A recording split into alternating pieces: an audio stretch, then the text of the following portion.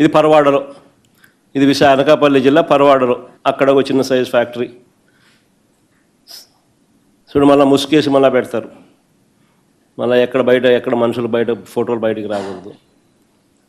Same ఇదే setup అక్కడ కూడా, ఇదే మాదిరిగానే స్టిక్కర్లు, ఇదే మాదిరిగానే ఏకంగా స్టిక్కర్లు, బాటిళ్ళు, లేబుళ్ళు, మ్యానుఫ్యాక్చరింగు అందరూ ఒక చోట కూడా కాదు.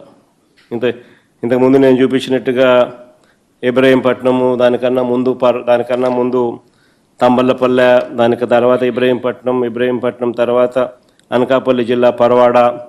ఇక్కడ పరవాడలో చేస్తూ ఉన్నది ఎవరు అని అంటే నిక్లం నకిలీ మద్యం తయారీలో స్పీకర్ అయ్యన్న పాత్రుడు సన్నిహితుడు రుత్తల రాము. చూడు బాగా ఎంత చక్కగా ఇద్దరు బాగా నవ్వుతున్నారు, స్మార్ట్గా ఉన్నారు ఇద్దరు. కానీ ఇది అమలాపురంలో పట్టుబడ్డ నకిలీ బాటిళ్ళు, నకిలీ మద్యం మిషను, అంత మిషన్ కూడా కనపడుతూ ఉంది. బాటిళ్ళు, దానికి సంబంధించిన కాటన్లు, బాటిళ్ళు, అన్ని లేబుళ్ళు, మిషను అన్నీ కలిపి చూపిస్తూ ఉన్నారు.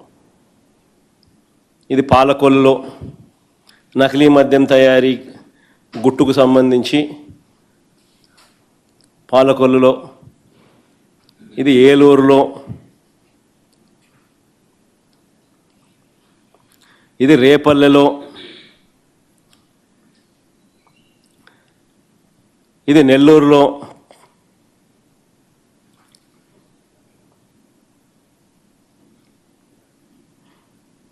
సరే అంతేనా. ఇలా కొన్ని లక్షల బాటిళ్ళు రోజు, ప్రతి 4-5 బాటిళ్లకు ఒక బాటిల్ ఈ కల్తీ మద్యం.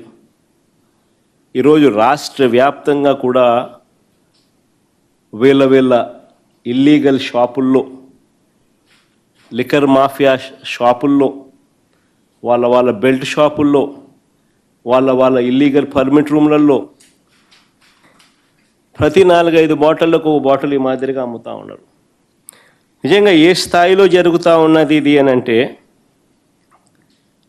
ఆశ్చర్యం కలిగించే విషయం. ఇది ఇంత ఆర్గనైజ్డ్గా మ్యానుఫ్యాక్చర్ చేయడం, ఆర్గనైజ్డ్గా డిస్ట్రిబ్యూషన్ ఛానల్స్ అన్నీ కూడా ముందుగానే వీళ్ళ కంట్రోల్లోకి తీసుకోవడము, ఆ కంట్రోల్లోకి తీసుకున్న ఆ డిస్ట్రిబ్యూషన్ ఛానళ్ళ ద్వారా దాన్ని మార్కెటింగ్ చేయడం, ఇంత ఆర్గనైజ్డ్గా, మెటిక్యులస్గా, ఆర్గనైజ్డ్గా క్రైమ్ చేయడం అన్నది ఒక్క చంద్రబాబు నాయుడు గారికి మాత్రమే సొంతం. కోర్స్ ఆయన కొడుకు కూడా ఏమాత్రం తక్కువ తిన్నోడు కాదనుకో, వాళ్ళిద్దరికి మాత్రమే సొంతం.